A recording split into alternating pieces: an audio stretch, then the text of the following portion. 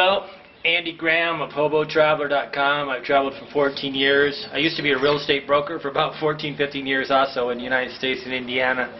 I wanted to talk today about beachfront or oceanfront property or lakefront property. What happens when people move overseas, they often try to find some place on the water where it's quite beautiful because they always dreamed about having a place at the lake, or they used to have a dream about having a place at on the ocean. Okay, I just read an article, and this is what's brought this up, is I want to talk about real estate values. And this is the reason why I really discourage people from buying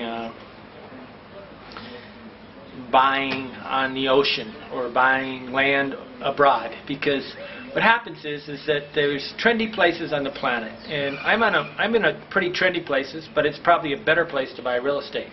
But I was just reading an article by ThaiVisa.com. There's all these, if you actually study, what would you call it, expat colonies or foreigner colonies around the world, they often have these websites that cater to them. Like right now I'm creating one called My Lago Atalan, and we're creating 100 of them. Okay, now what's valuable about Lake Atalan, this is a very large lake. But there are, sometimes they'll be asking like I don't know, $50,000 for a lot, and I'll sit there and say, but they're growing beans on the side of the lake. Okay, and they literally are. There's places on this lake where they're growing beans. Okay, and I'm going to try to go over here. This whole lake's surrounded by a lot of vacant land. Okay,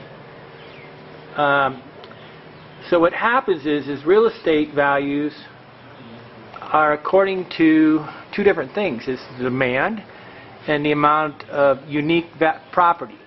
Now obviously there's some locations on this lake that are absolutely unique and could demand unbelievable amounts of money.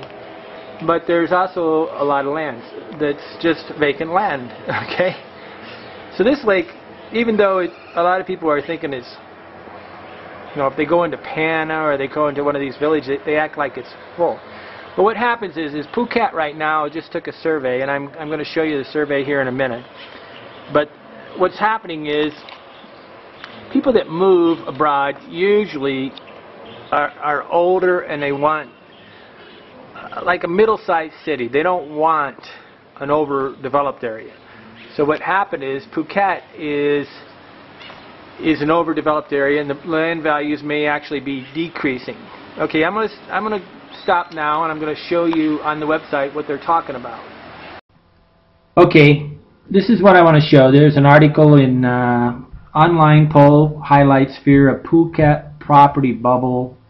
Okay, this is in Thailand, and it's on the website, let's see, ThaiVisa.com. Okay, and they issue a newsletter every day, and what happens is Phuket's one of the major tourist bubbles on the planet. This is a pretty old tourist bubble. Now, what is a bubble? A bubble means that they took a poll, and what they've done is, a bubble is a place where many foreigners went and settled, okay? And so they moved there. Now, there's a couple problems. The average, probably my estimate, is that the average person buying overseas or living overseas only lasts about 7 years. So you only have about 1 in 20 that lasts longer than 7 years. So if you talk to anybody that's been there less than 7 years, they're really not living there yet. But what happens is a majority, it says, this is the scary part, a majority of Phuket online readers feel the real estate prices in Phuket will fall over the next 5 years due to an oversupply, according to most recent polls. Okay. There's an oversupply. Why is there an oversupply? Because people come, they believe that the real estate values are the same as America, and that they can always sell them. The average time on market is about probably 7 years in a way. Okay, so what happens is these people buy these properties, and then they realize they don't like them and they go home. And then, but the dream is that they're going to buy cheap real estate, and then they come and then they end up paying the same prices as they would in the United States or Europe, and they drive the price up to a bubble. Well, these bubbles break. The first time I realized this, I was in Acapulco, And a friend of mine had bought a condo in Acapulco for $25,000 in like 1950 or 55, when there was a huge, you know, what do you call it, Elvis Presley boom and diving off the thing. And 20 years later, 25 years later, 30 years later, he still had a condo there, and it was still worth $25,000. It hadn't appreciated and it hadn't gone out. What you got to do if you're buying real estate abroad is you have to say something that is undeniably unique and impossible to recreate. Because what they do is they create these tourist bubbles, and then say right here you had Phuket or something. They can create another one over here at Pattaya. They can create one over here. Right now, Koh Mach, Koh Chang, they're creating all these little tourist bubbles all over the place. Well, what happens is tourists are trendy. They're not buying into a place because their family lives there or their job's depending on it. So they don't have to buy a location because of their job. They don't have to buy a place because of their family.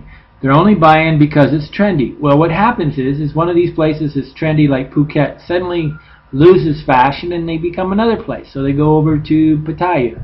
Right now, the two places that are trendy in Thailand, as far as I know, is Koh Mach and Koh Chang over here near Cambodia. Okay, and what they're going to do is they're going to just keep moving around these tourist bubbles, and one's going to burst. Okay, so how long does it take for a real estate bubble to burst in a, you know, expat location or thing? I don't know. It's according to the basic thing, but you can only be buying on the upstream of these things. If you're on the, it's like buying stocks.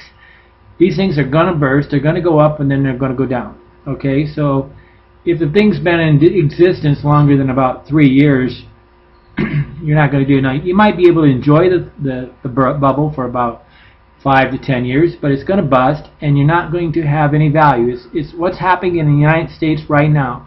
They had places like Las Vegas and, you know, California where the thing blew up into a big bubble and it's bursting.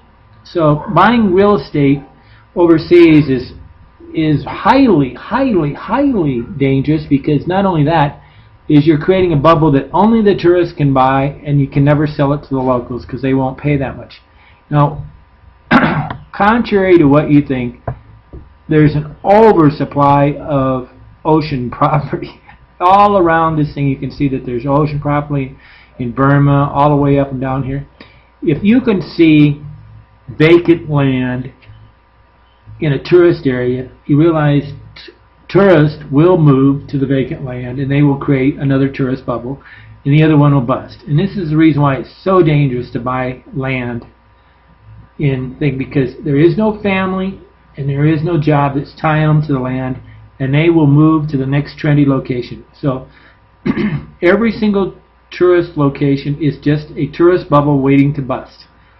Okay, Andy, now what I'd like you to do is go read this thing on Thai Visa about Phuket, a major thing, because what they're doing right now is they're just earmarking how this thing is going to slowly bust, and it is busting.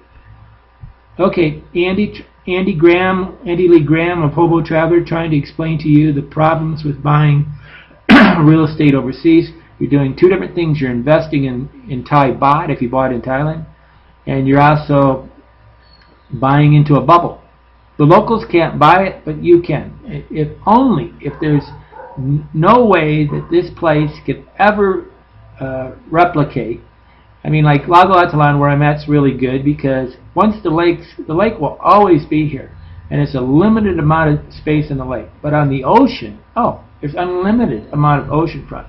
There is no shortage of oceanfront, contrary to what you think. And because the job doesn't require that you live there, and the family doesn't require, like, it's just a trendy location. Thank you, Andy Graham of hobotraveler.com.